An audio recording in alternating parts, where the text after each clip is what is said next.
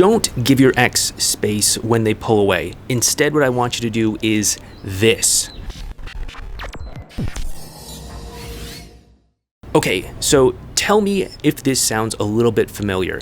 You're starting to get close with your ex. Things seem to be going pretty well, but then all of a sudden they start pulling back. They don't respond and engage with you as fully as maybe they used to. Or maybe they just stop talking to you completely.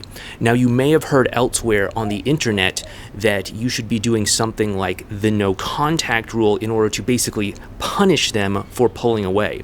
However, this isn't what you should probably be doing for a couple of good reasons.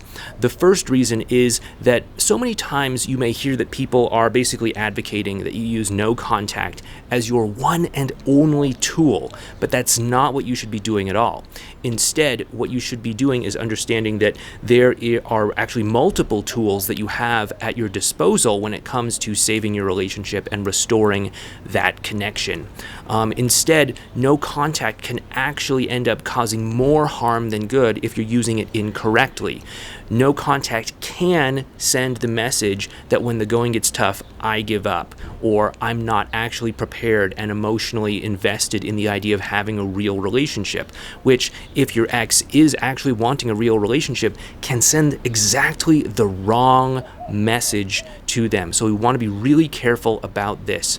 Instead, what you want to do is you want to get curious about why they are pulling back. Now, there could be any number of reasons why they could be pulling back. Maybe they're losing interest in you. Maybe they are getting busy at work. Maybe they're confused. Maybe they're having some sort of personal emergency in their family or something like that. There could be all sorts of reasons. What we want to understand is that this pulling back that they are experiencing is what we would call a gap.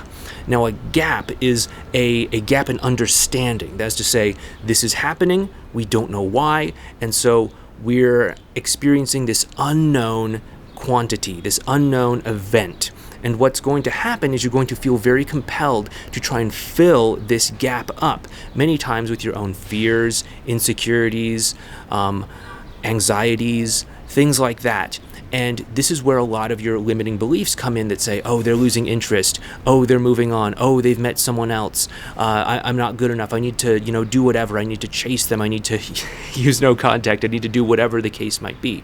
But instead, what we really want to do is get curious about this gap that's in front of us. We want to call it out to them rather than filling it in with our own stuff, with our own insecurities, fears, anxieties, etc. We want to fill in this gap with curiosity and give our ex the opportunity to close the gap for us. So instead, what we want to do is call out the gap and basically say, hey, I've noticed you pulling back recently. Maybe it's just in my mind, maybe you're just really busy, but if there's something going on that's causing you to feel uncomfortable talking to me, please let me know. I'd be more than happy to give you space if that's what you need, or something to that effect. And what this is going to do is it's going to show them that you have some degree of understanding for what they're going through and what they might be experiencing. And this gives them the opportunity to actually tell you what's going on so that you don't have to guess, you don't have to fill in the blanks yourself, you don't have to try and piece it together yourself.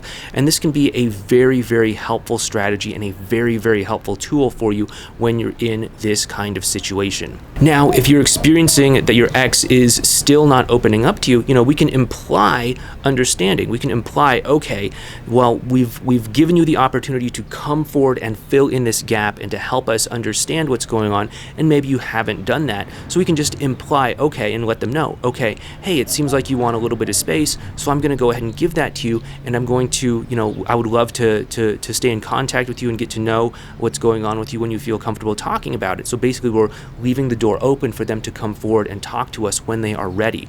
This is very powerful, and I'd really recommend that you do this instead of using no contact, instead of pulling away, instead of chasing, instead of all of this stuff. Because what we're really doing here is we're creating the balance between the two of you in the interaction so that it's not over-invested, it's not under-invested, you're not basically sending the wrong messages to them, You're actually sending the right messages to them that you're ready to communicate, you're ready to bond, you're ready to connect, you're ready to have a great relationship if that is where they are at. So what I'd like you to do next is actually to go ahead and check out this video series over here on what we call advanced relational skills.